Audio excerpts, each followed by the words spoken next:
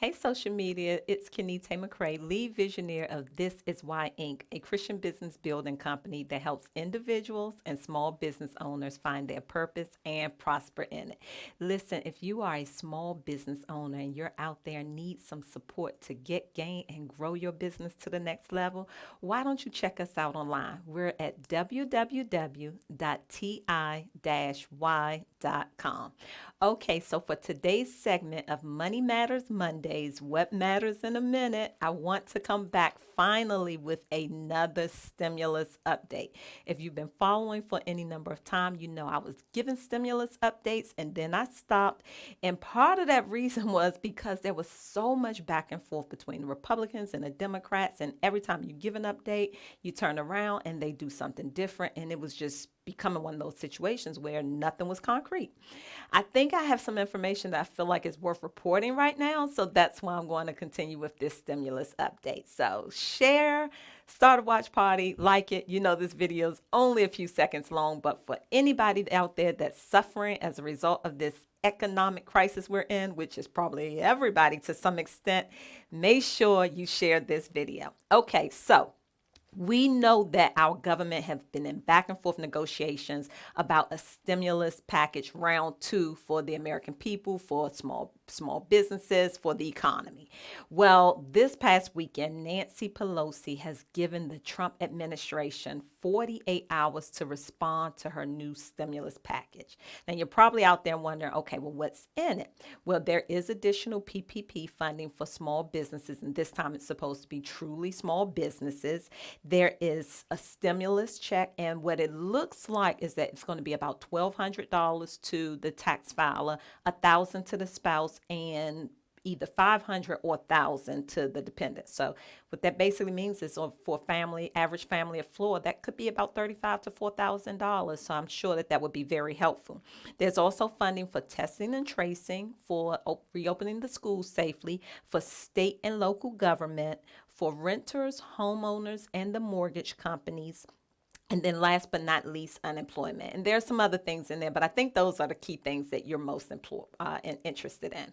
So you're probably wondering, like, what is the holdup? What is the big deal? Well, we know that Nancy originally was at 2.4, and the Republicans were at 1.5. Well, she's come down to 2.2. The Republicans have come up to 1.8 trillion. I think that I really personally, I feel like the 1.8 should have been taken, but there are some arguments on both sides that I do kind of understand. So what are some of those arguments? Well, there's three main issues that's holding everything up. And those issues are the monies to the state and local government.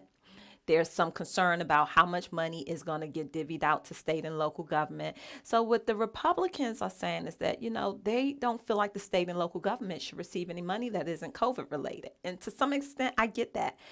But at the same time, what Nancy is saying is, hey, listen, when we get into the tracing and testing and the vaccinations, who's going to pay for this? Are we going to be asking the state and local governments to take care of this for the people, to handle this? Is it going to be free? What about the facilities? What about hygiene and cleanliness? And if not, where are they going to get the money to do all of this? So we have to be not just thinking about the right now, but the long term. And so I do understand that also. The next issue that's holding things up is whether or not non-citizens or those persons that don't have a social security number should be eligible to receive stimulus funding. So you guys put in the comments, what do you think about that? Do you think if a person is a non-citizen, but here in the United States working, suffering as we all are, should they receive stimulus or not? So just let me know what you think about that. And then last but certainly not least, the language. So Nancy has said there's language like required that has been changed to recommended, language like shall have been changed to may. And if you know anything about contracts, those are key terms that could greatly change the dynamic of a contract. So those are a few of the things that's holding everything up. So I'm hoping that this 48-hour deadline, they will come to some consensus. They will make an agreement, because if we're going to see some support before the election, it has to happen by tomorrow.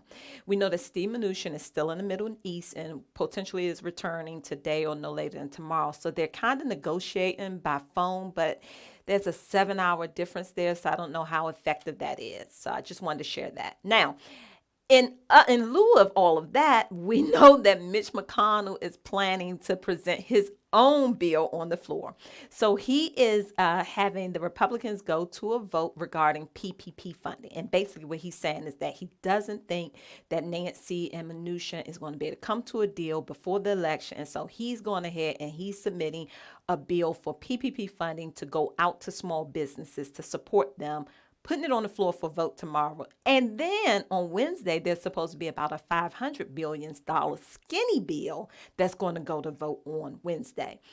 I don't know if that's really going to work, but maybe it is an incentive to get the Democrats and Republicans to say, hey, let's pass the real bills so that we don't get caught up in these skinny bills or one-off bills. So that is also taking place. Make sure you follow and keep an eye on that as well. And then last but certainly not least, as it relates to unemployment, we all know that FEMA stepped in and reappropriated funding to give what's called LWA, lost wages assistance for unemployment people who have been receiving unemployment.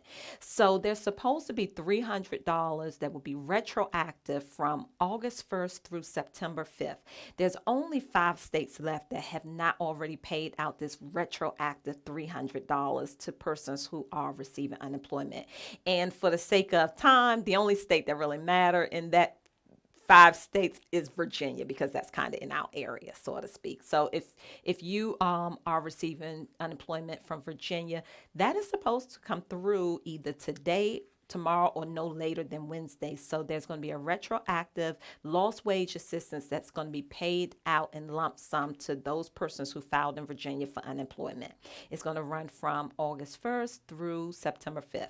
Now, how does that work with the stimulus unemployment? Any stimulus benefit for unemployment, that's going to begin retroactive as of September 12th.